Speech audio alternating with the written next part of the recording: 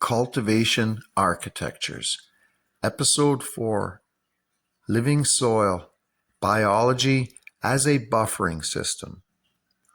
If hydroponics represents direct control over the root environment, then living soil represents the opposite approach, delegation. Instead of defining nutrient availability through immediate chemical precision, living soil systems rely on biological processes, organic matter, and microbial activity to regulate what becomes available to the plant over time. This creates a completely different relationship between the grower, the medium, and the plant itself, where control is no longer immediate, but distributed through living systems that evolve continuously. At the core of living soil is the idea that the root zone is not just a chemical environment, but a functioning ecosystem.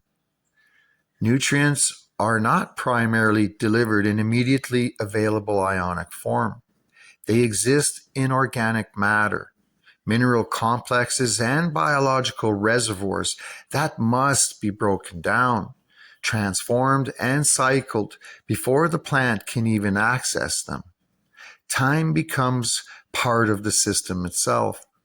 What is available now is the result of biological activity that may have started days, weeks, or even longer before.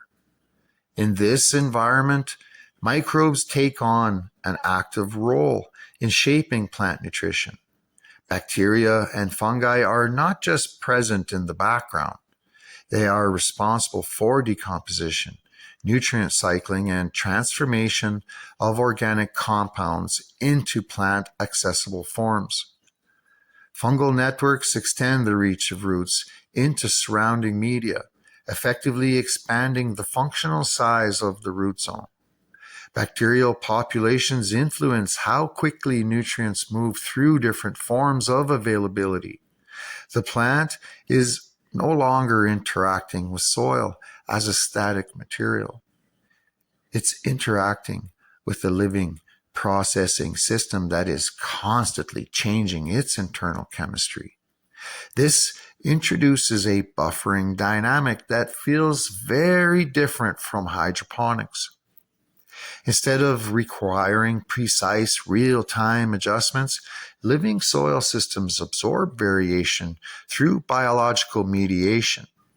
Short-term fluctuations in feeding, moisture, or environmental conditions are often moderated by microbial activity and stored nutrient pools. Nutrients are not delivered instantly in response to plant demand. They are released gradually as biological processes allow, which smooths out abrupt changes that would otherwise affect plant function more directly. But this buffering is not passive. It depends entirely on the stability of the biological system itself. Moisture levels, oxygen availability, temperature, and organic inputs all influence microbial behavior. If conditions become too dry, microbial activity slows and nutrient cycling reduces. If conditions become too saturated, oxygen levels drop and anaerobic processes can begin to dominate. If organic inputs are unbalanced, nutrient ratios can shift over time in ways that are not immediately obvious until plant response begins to change. The system remains stable, but only as long as its biological conditions remain within functional range. At the root level, the plant is not simply absorbing nutrients from a surrounding medium. It is participating in a continuous exchange with the soil ecosystem. Root exudates release organic compounds into the rhizosphere that influence microbial populations and chemical activity. In response, microbes alter nutrient availability and cycling patterns. This creates a feedback loop where plant behavior shapes microbial activity and microbial activity shapes plant nutrition. The root zone becomes a shared interface rather than a one-way supply channel. So in this sense, the plant is not passive in a living soil system. It's actively influencing the environment it depends on. It releases signals and compounds that encourage specific microbial responses, which then affect nutrient availability and uptake. Growth becomes the result of ongoing interaction between plant and ecosystem rather than a fixed input-output process. This biological mediation also changes the form in which nutrients are experienced. In hydroponics, nutrients are present in dissolved ionic form and immediately available for uptake. In living soil, many nutrients exist in complex organic or mineral structures that require biological processing before becoming accessible. This slows immediate availability but increases long-term stability. Instead of sharp shifts in nutrient concentration, the plant experiences a more gradual and layered release of resources. One of the most defining features of living soil systems has to be resilience, because nutrients are stored in multiple forms and released through biological activity. The system can absorb a degree of variability without immediate collapse or visible disruption. Small mistakes in feeding or environmental fluctuation are often buffered by the soil structure itself and the microbial community within it. In many cases, the system compensates before the plant shows significant stress. But this resilience is conditional. It depends entirely on the health and balance of the biological network. If microbial diversity declines, nutrient cycling becomes less efficient. If soil structure becomes compacted or poorly aerated, root respiration and microbial activity both slow down. If inputs are not managed in balance over time, the system can drift in subtle ways that are not immediately visible until plant performance begins to change. The stability of living soil is not fixed. It is continuously maintained through biological activity. This shifts the role of the grower completely. Instead of directly controlling nutrient concentration in real time, the focus moves towards maintaining conditions that support long-term biological function. Moisture management, aeration, organic matter balance, and microbial health become central considerations.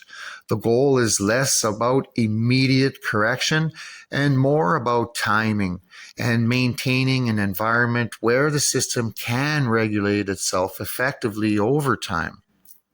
At a deeper level, living soil systems make the relationship between plant and environment more explicit than almost any other cultivation method. The plant is fully embedded within a living network that is constantly evolving. Nutrient availability is not static input, but an emergent outcome of biological activity. This means plant performance is shaped not only by what is added to the system, but by how the entire ecosystem responds to those inputs over time. This is also where variability becomes more noticeable. Because biological systems are dynamic, no two living soil environments develop in exactly the same way. Differences in microbial populations, organic inputs, environmental conditions, and time all contribute to variation in how nutrients are cycled and made available. Two systems that begin with similar inputs can gradually diverge in behavior as their internal biology develops in different directions. This variability is not instability. It is the natural expression of a living system. Compared to hydroponics, living soil operates at a different rhythm. Hydroponics emphasizes precision, speed, and direct control over nutrient delivery. Living soil emphasizes stability, biological buffering, and long-term ecological balance. Both systems still rely on the same core requirements of plant biology: water, nutrients, oxygen, and environmental conditions, but they distribute responsibility for those requirements in very different ways. Hydroponics concentrates control in the hands of the grower. Living soil distributes control across biological systems that develop over time. One prioritizes immediacy, the other prioritizes continuity. One responds quickly to adjustments, the other evolves through accumulation. And this is where cultivation begins to expand beyond simple method selection. Because living soil is not just a growing technique, it is a structured partnership between plant and ecosystem where regulation is shared between biological actors rather than centralized in direct human control. And once that becomes clear, cultivation is no longer just about managing plants. It becomes about understanding systems that are already alive, already self-regulating, and already continuously adapting to the conditions they exist within.